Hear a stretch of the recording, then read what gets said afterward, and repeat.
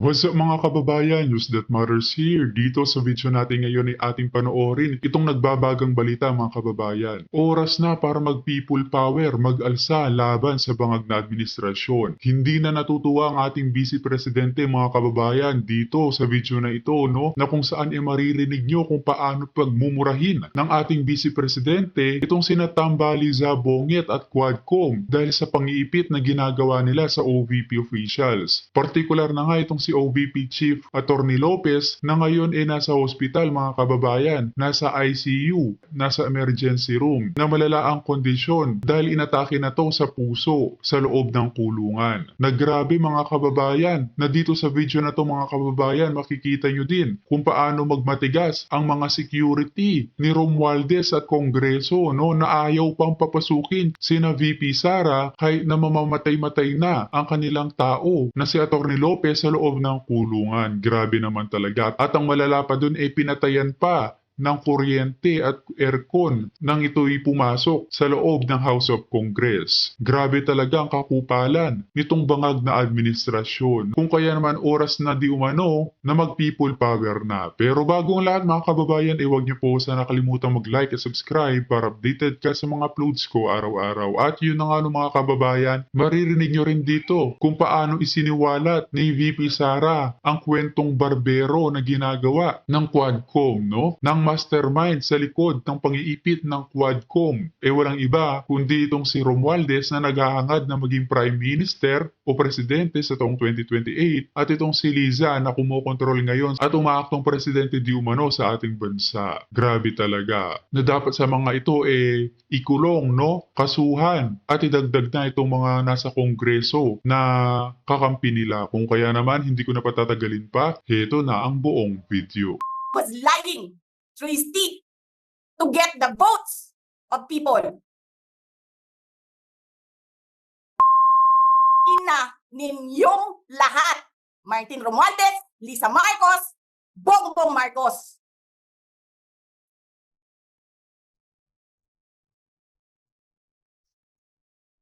Ginigit-git nyo yung mga tao ko dyan sa envelope na yan. Lisa Marcos, naalala mo? Nagpadala ka sa akin ng video? Sinabihan mo ako saan kukunin ang pera. Pinakita mo ang muka ng tao doon sa video message mo. Hi,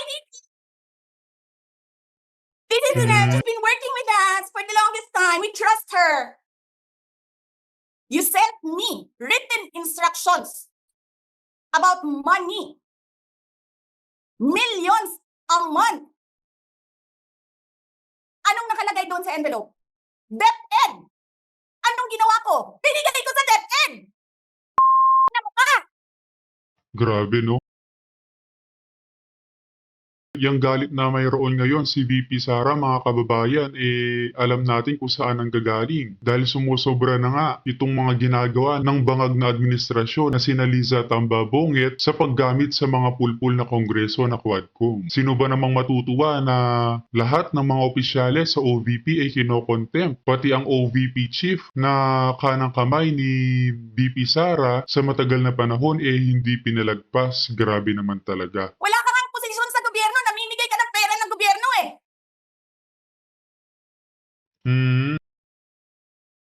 Sisirain mo yung tangal ng mga kasama ko sa Office of the Vice President. Sasabihin nyo sa mga tao, nakaw yan, confidential funds yan. Niwala nga kayong isang proof na confidential funds yan. Naniwala lang kayo sa isang babae na ang pangalan ay Gloria Mercado na nagsabi confidential funds yan, na hindi nyo nga nilabas na wala pang confidential funds, meron ng white envelope.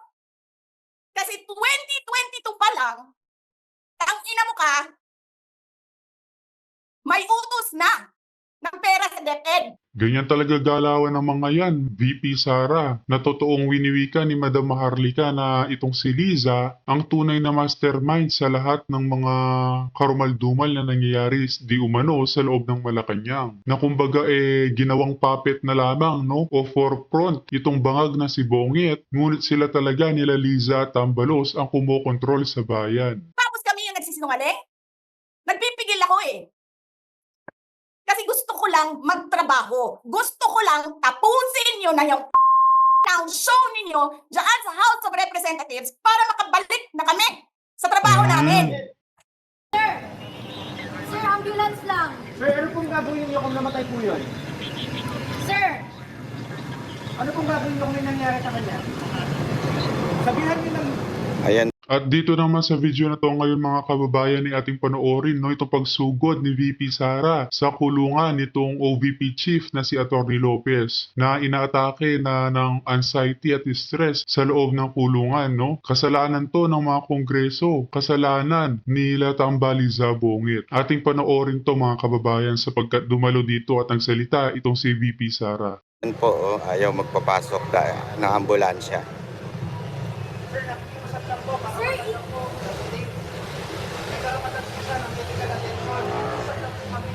Blood tester, kahit anong medical attention, wala po sa sabihan mo na sa dito na po sa loob. Access na po sa loob. Mag-usap na po kami. Grabe talaga. Wala ito, yung mga guard dito sa harap, wala rin eh.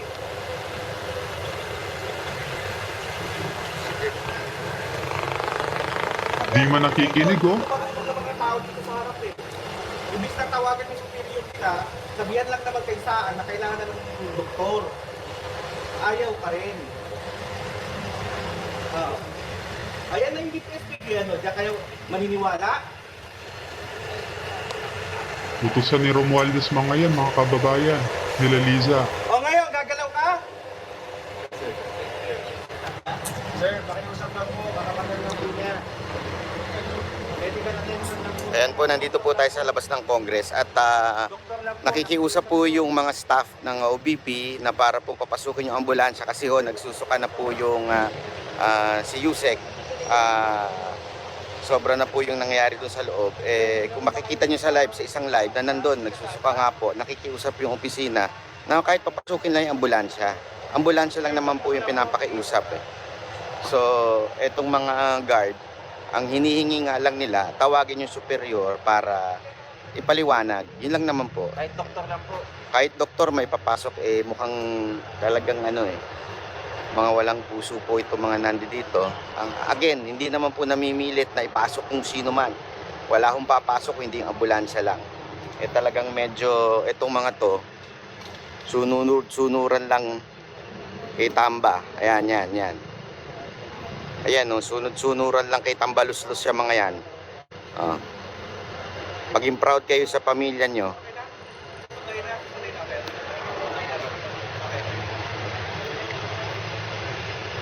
Yun na nga daw, hindi daw po makahinga. Tapos, nandito po kami.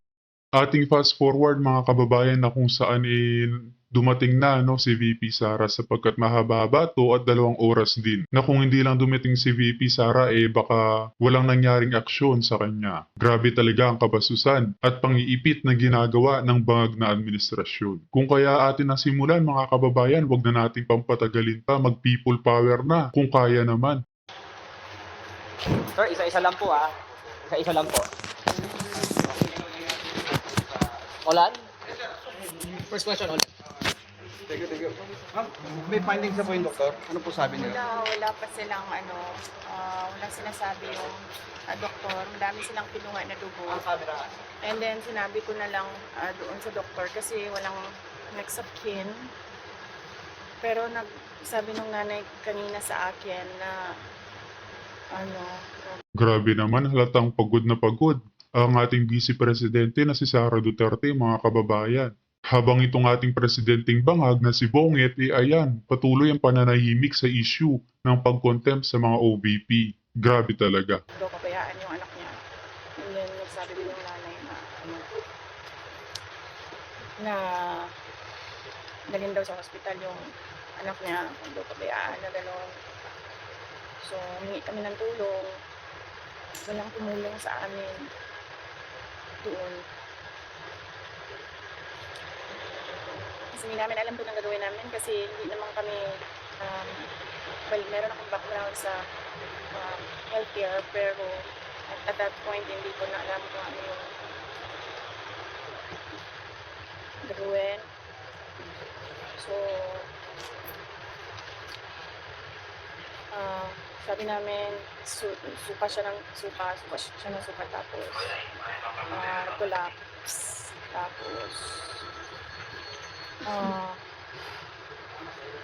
well, before siya sumuka, buti na lang nagbabantay si Nicole. Kinuha niya yung ballpen. Tapos ginanya niya yung kamay niya. Sabi niya, ayoko na ito. Ayoko na talaga. Tapos buti na lang, nandun si Nicole. Kinuha yung ballpen. Sumuka siya na sumuka, sorry. Sumuka siya na sumuka. Malala ko lang yung suka and then hindi man ako nakatingin. Kasi nasa cellphone ako. Natatanong ako. Nag-iisip ako kung sino tawagan ko para tumulong sa kanya. Kasi ang galit naman nila nasa akin lang, diba? Wala naman siguro silang galit kay Yusek Lopez. So, nag-iisip ako sino tutulungan at makakatulong. Tapos,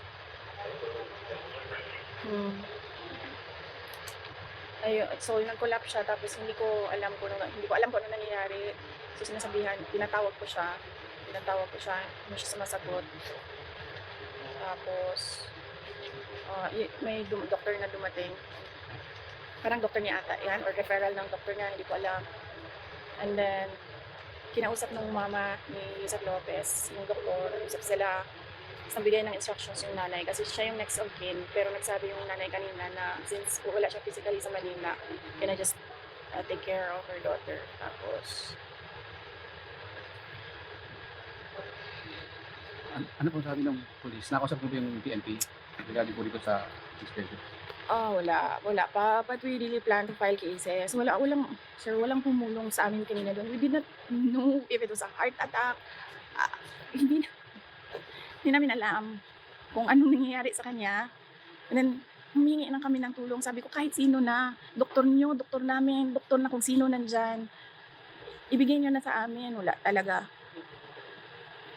Ma'am, sa St. Luke's po ba dapat madali? Yun ang sabi ng next of kin. So, At yun ang sabi din ng lawyer. Masusunod yung next of kin.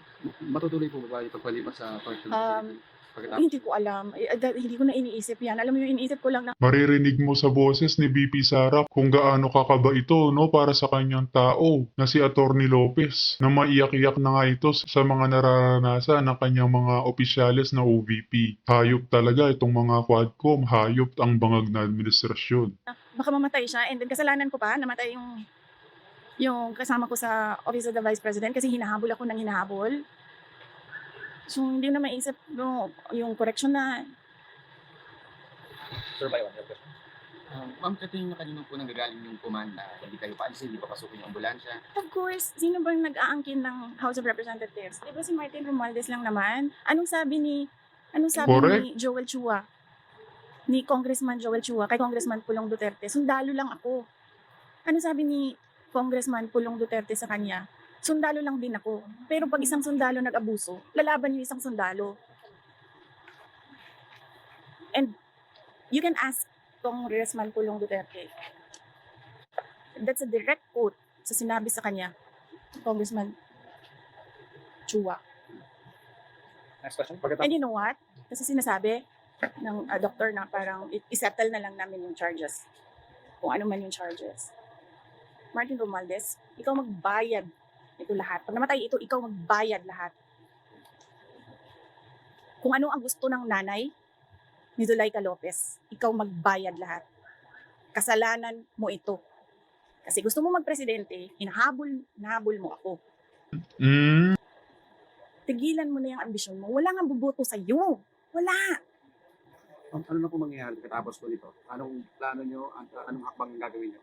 Tapos po Nandun yung dalawang lawyers. So,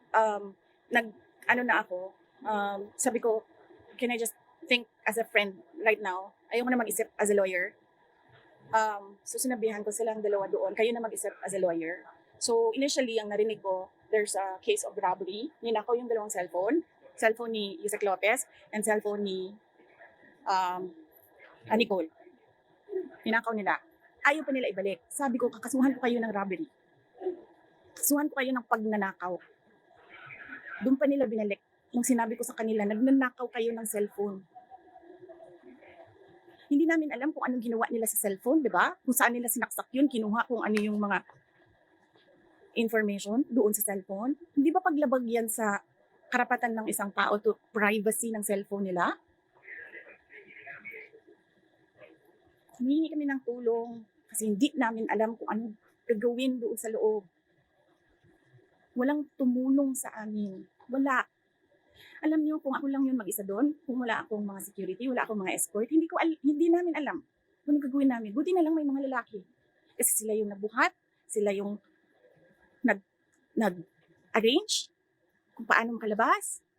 Wala talaga, nakatayo lang sila lahat doon. Meron pang mga naka-uniform na hindi ko alam kung anong uniform yun ng military ba or police na tinatanong ko, sir, may sasakyan ba kayo? Sasakyan nyo na lang gamitin namin. Walang ambulansya dumadating. And then, he said na, wala akong sasakyan. Paano? Isip ko pa, paano kayo nakaabot dito? Naglakad kayo? Ganun yung walang kialam sa buhay ng tao. Hindi na nahiya sa nanay. Hindi naman akusado yan. Hindi naman convict yan. Resource person yan na nagrespeto sa kanila. Kahit alam niyang mali yung ginagawa sa kanya. Nagrespeto siya. Kasi pakiusap ko, para na lang matapos, sige na lang. Niligay nila doon. Kasi nandun ako sa House of Representatives. Bakit? Sila ba may-ari ng opisina ni Congressman Pulong Duterte? Di ba siya? Dahil sa kanya inassign yung kwarto na yon. Kanina, nagko-cooperate pa ako, nagiging mabait pa ako, sinasabi ko austerity measures yung pagpatay nila ng kuryente. Hindi lahat ng tao doon nagsasabi sa house, hindi pinapatay ang kuryente. Pinapatay ang aircon. Pero ang kuryente hindi. Ma'am, sa tingin niyo, ano pong magiging hakbang ngayon ng gobyerno matapos po kung nangyari? Tapos sasabihin nila, kasi nandyan ka, so kailangan namin i-on ang aircon, kailangan namin i-on ang electricity. Ano ba sinabi ko? I-off ninyo. Sinabihan ko. Anong pangalan ng general na yun? Sinabihan ko. Sabi ko, sir, hindi ko naman kailangan kuryente. Hindi ko kailangan ng aircon. Sa opisina ko, hindi ako nag-aircon. Ayaw ko ng aircon. And it turns out, nalaman ko, sira pala din talaga yung aircon sa opisina ni Kong Pulong. So wala talagang aircon dun. Last two questions. Ma'am, magiging action ng gobyerno, ano magiging hakbang ng gobyerno? Ay, wala na ako inasahan sa gobyerno na. Nakita mo, sir? Nakita mo kanina. Humingi kami ng tulong. Wala kami tulong. Wala kayong maasahan sa gobyerno na ito. Wala kayong maasahan sa gobyerno na ito. Napakahayop nyo, Romualdez, Liza, Bongit. Di na kayo naawak sa mga inosenteng tao na nagtatrabaho lamang sa office ng Vice Presidente. Tandaan nyo, may karamayan. Hindi naman lagi kayo ang nasa itataas. Saan kayo nakahanap mag-promise ng 20 pesos rice? Na, alam niyang hindi pwede. Isa pa yan. Budol. Kayo umasa na magbabago ang buhay niyo. Gaganda ang Pilipinas dahil sa gobyerno na ito. Ma'am, kanina matagal po na hindi kayo pinalabas, diba? Anong nakumbinsi sa kanila na payagan na po kayong madala dito? Nagsabi na ako kasi wala nga ambulance. Nag-request kami ng ambulance. Si doktora nag-request na ng ambulance. Nag-request. Nandun na yung ambulance. I don't know gano'ng katagal. How many hours yung ambulance doon? 3 hours. Ang ambulance nasa gate. Wala pa naman nangyayari kanina eh. Walang nangyayari. Ang ginagawa lang niya, umiiyak siya, yes. Pero sinasabi lang namin na she's not safe. She fears for her life. Hindi siya makaisip ng maayos. Tapos yun na nga, may nangyari na. Hindi pa sila nakikinig sa tao. Last question, Bar. Kanina ma'am, sabi niyo po, between 6 to 12, nakagawa sila ng utos. Kung Yes. yes. po ba yun? Naku, sa tingin mo ba, pag kinasyon namin yun, may apology? Hindi. Ang gagawin lang yan nila, pagtatakpan nila kung ano yung ginawa nila. Mas sinungaling yung mga putang inang yan eh. Pamilya na sinungaling yan. Yung lahat ng nasa Quadcom, yung lahat nasa good governance, pamilya ng sinungaling ng mga putang inang yan. Ano sinasabi nila lagi? Pag naka-off na yung mic, hindi namin gusto yung ginagawa namin. Putang ina, bakit niyo ginagawa? Diba? Magsasorry, uy, pasensya na. Kasi sabi ka, hindi, it's nothing personal. Nothing personal, sinira niyo yung pangalan ko. Okay lang yan. Papatayin niyo yung kasama ko sa UVP. Putang ina, hindi na kami mag-cooperate dyan. Hindi kami magpapakulong sa inyo. Humingi kami ng tulong kanina, walang tumulong sa amin. Sabi na yung abogado kanina, bordering on homicide. VP Sara, magsabi ka lang na mag-people power na. Talagang susugod kami sa labas ng Malacanang nang matigil lamang ito. Bigyan mo lang kami ng signal na ikaw ang magsabi. Talagang lalabas ang mga taga-suporta mo. Tandaan mo, 32 million ang nagboto sa iyo at nagtiwala. At hindi kami papayag na ganito na lamang ang mangyari sa matagal na panahon na malugmok ang bansang Pilipinas dahil sa mga bangag na nauupo ngayon. Attempted homicide. Nagsasabi ako sa mga taong nakatayo doon. Sabi ko, ano ba inaantay natin? Antayin ba natin ito na mamatay bago tayo pumunta sa hospital? Kasi pag namatay, sabi ko, hindi ito sa hospital pupunta. Punerarya. Purlon. Ang kinahanglan nato hindi. Tanong. Message na lang po ma'am, kung meron kayong nagay sa taong bayan. Hopeless. Hopeless. Sabi ko, we are on the road to hell. This country will go nowhere. I'm telling you. Walang papupuntahan itong bayan na ito. Wala silang ginagawa. Galing ako sa loob. Naging cabinet member ako. Wala silang ginagawa.